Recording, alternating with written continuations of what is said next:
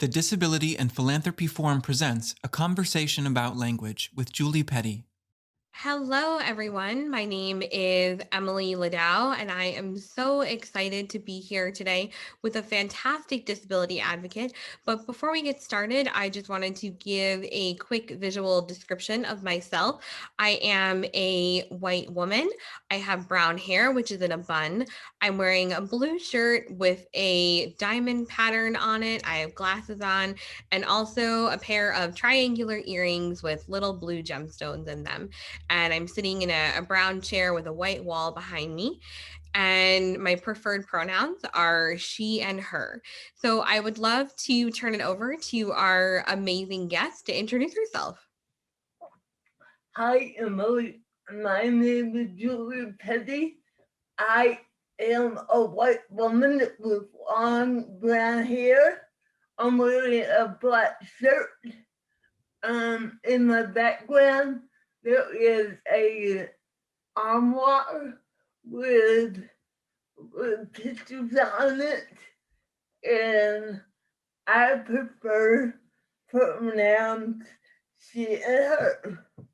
And I live in Arkansas, and I work for the University Center on Disability and Excellence.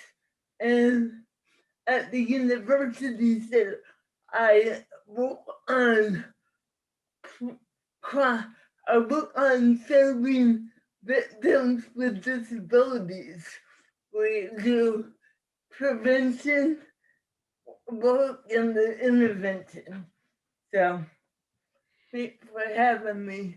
I'm so glad you're here. And I am such a fan of the work that you do. And I think it's so important and so necessary. And I really wanted to talk to you today about something that I think a lot of people without disabilities have questions about, and that's disability and language. So, when we think about the language of disability, it can be incredibly complex, right? Because everybody has different preferences, and identity is really, really personal. So, can you tell us a little bit about the history of person first language and identity first language? Let's talk a little bit about how it originated and why these types of languages are such an important part of disability history. Well, I can certainly talk to you about the history of people language. I feel I believe it came out of people in the late 70s wanted out of institutions, and they wanted not to be there because of their disability, and they wanted to be seen as a person first, and they wanted we want to live in the community just like everybody else, and and then when the self advocacy movement, when people were deinstitutionalized, the self advocacy movement got started, and that's where I believe people's first language really became the preferred method for people with intellectual and developmental di- disabilities. Um, they wanted to be seen as a person and not their label, not their disability. So, I'm really glad that you talked about the fact that for so many people, especially people with intellectual and developmental disabilities, that disability was seen as a negative label, because when you called someone disabled, you were not recognizing their personhood. And I know that there's certainly been a shift in certain cases now to what's known as identity first language, where some people do prefer to say disabled person instead of person with a disability, because it's a way to reclaim disability as a part of a positive self identity. But I think that we need to acknowledge that, there is no wrong way to refer to yourself as long as your personal decisions are being respected. So I'd love to know how, if you're comfortable sharing, you personally choose to refer to yourself, and why is that? Well, I used to be, I think language had evolved over time. I used to be really strict about being called a person first. Um, because I feel I deal with ableism all the time, and people see my disability and that what they see first. So therefore, they don't treat me maybe like a person. They treat me as a child, or talk down to me, or so I prefer people for language, but as I said, I have evolved, and we have evolved as a disability community, and I don't mind being called a disabled woman. I'm I'm proud to reclaim my disability, as you were saying, but don't call me cerebral palsy girl, you know? Don't call me by my my disability. So I go back and forth between people first language and identity first. But I think people should be able to choose.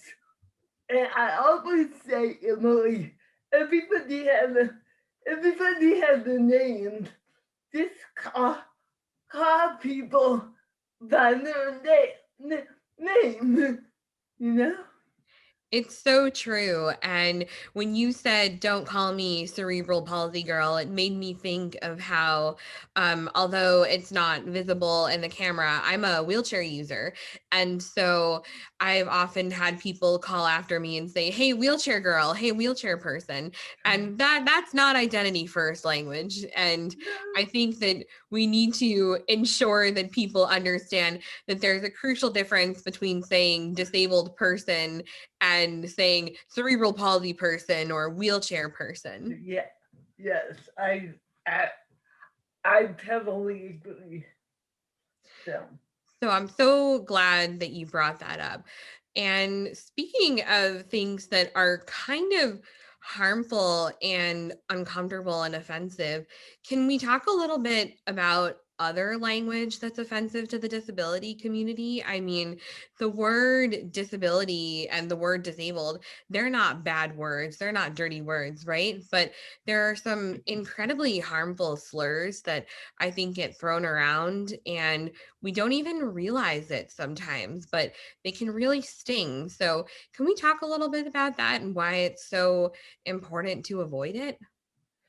yes, I don't think people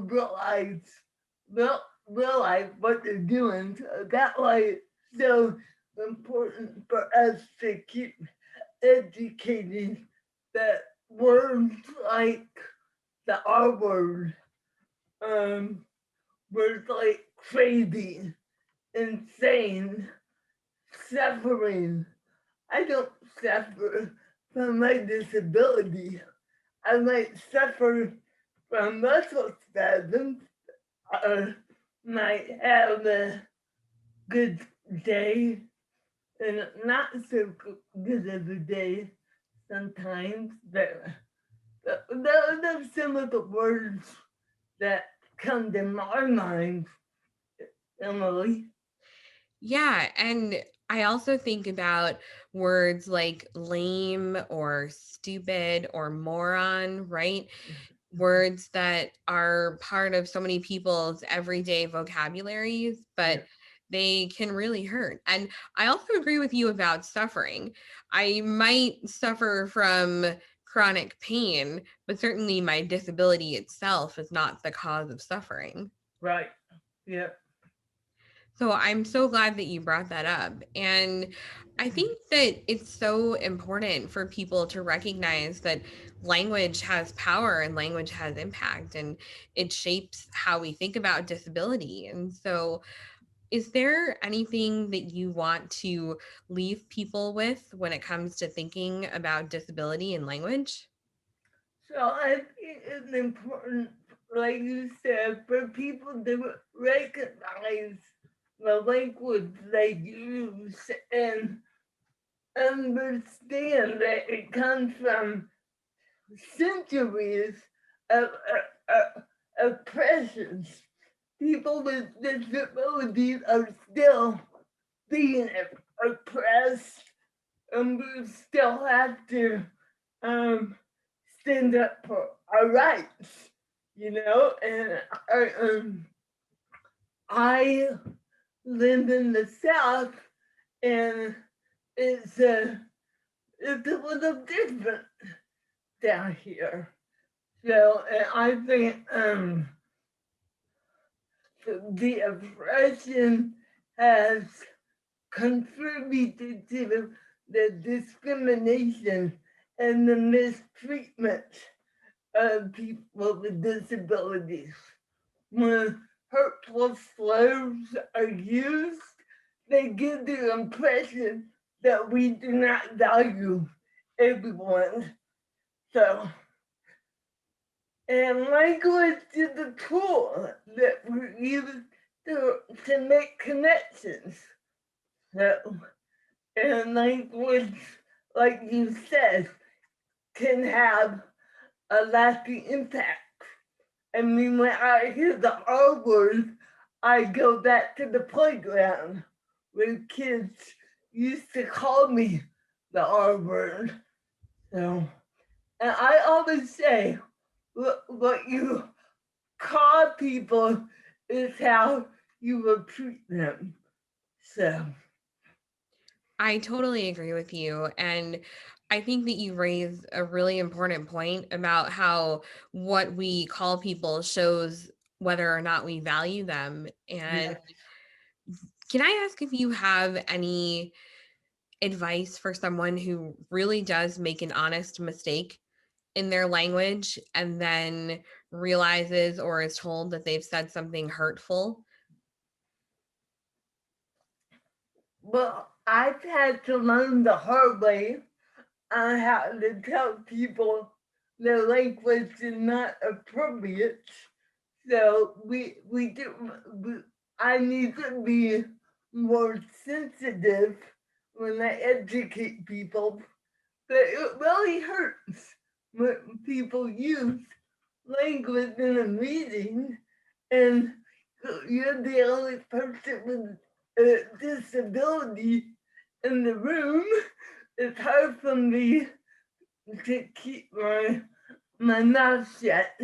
But we have to be sensitive and try to tell people why it's important to use other vocabulary because words contribute to the ableism that we have, that I experience, and words can also activate trauma.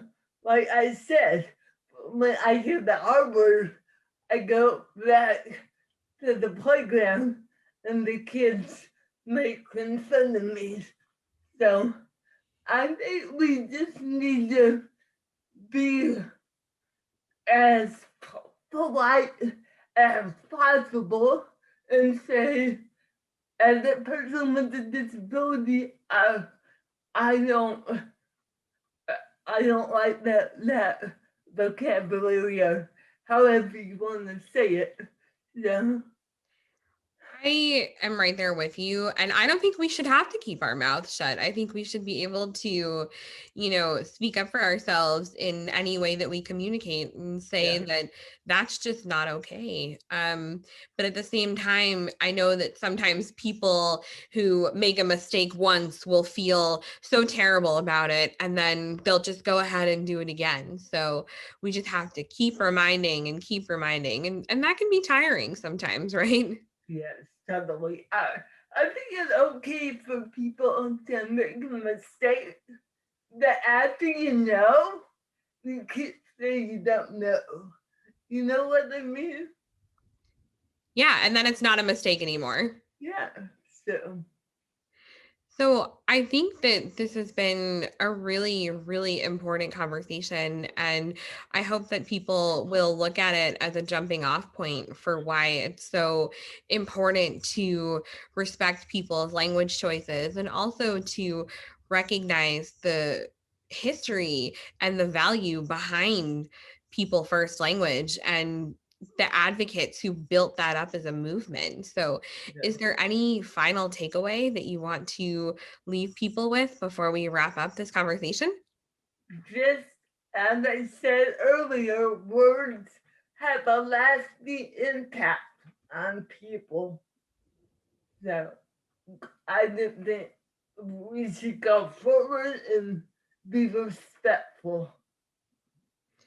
I couldn't have said it better myself. And I hope that's what people will carry with them from this conversation. So I want to say thank you so much, Julie, for giving of your time and your story. And I'm so grateful that you were willing to talk with us about disability and language today. I love to educate people, and it does get tiring that we still have to do it. So thank you for having me, Emily. Thank you, Julie. To continue your learning journey, visit disabilityphilanthropy.org.